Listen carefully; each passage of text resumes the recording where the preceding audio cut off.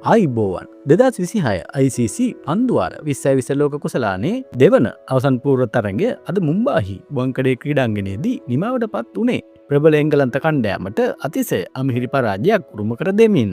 ඉන්දියාව ලකුණු 7ක තියුණු ජයග්‍රහණයක් ලබා ගනිමින් අවසන් මහා තරගයට සුසුකම් ලැබුවත් මුළු ලෝකයේම අවධානය යොමු ඇත්තේ එංගලන්ත නායක හැරි බෲක් අතින් සිදු එක් සුවිශේෂී අතපසුවීමක් දෙසටයි. අද තරගේ හැරෝම් ලක්ෂය සනිටුවන් වූයේ ඉන්දිය ඉනිමේ ආරම්භක පන්දුවර කිහිපය තුළදී.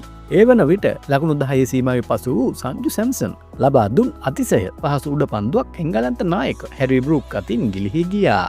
එම අවස්ථාවෙන් උපරිම ප්‍රයෝජනගත් සංජු සැම්සන් පන්දු 42කදී 6 පහර 7ක් සහ 4 පහර 8ක් සමගින් ලකුණු 89ක් රැස් කරමින් ඉන්දියානු කණ්ඩායම ලකුණු 253ක දැවන්ත ලකුණු පූර්වකට රැගෙන ගියා. සැම්සන් එම අවස්ථාවේදී දවාගත්තේ නම් ඉන්දියාවට මෙතරම් විශාල ලකුණු සංඛ්‍යාවකට යාමට කිසිසේත්ම ඉඩක් නොතිබූ බවයි ක්‍රීඩාපිචාරකයන් පවසන්නේ. ලකුණු 254ක ඉලක්කයක් හඹා ගිය එංගලන්තය වෙනුවෙන් ජේකොබ් බෙතෙල් පන්දු 48කදී ලකුණු 105ක් රැස් කරමින් විශිෂ්ට සටනක් ලබා දුන්නා.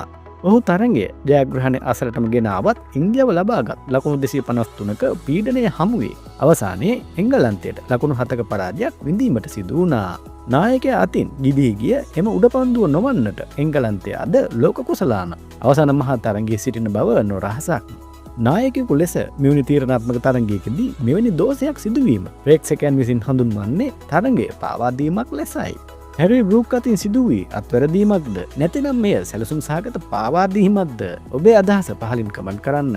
ඉන්දියාව සහ නවසීලන්ත අතර පැවැත්වෙන අවසාන මහා තරගයේ තොරතුරු එසනින් දැනගන්න අපගේ චතු ක්‍රිකට් නිල YouTube channel එක දැම්ම subscribe කරන්න. අලුත්ම ක්‍රීඩා තොරතුරකින් නැවත හමු වෙනකන් ඔබට සුබ දවසක්.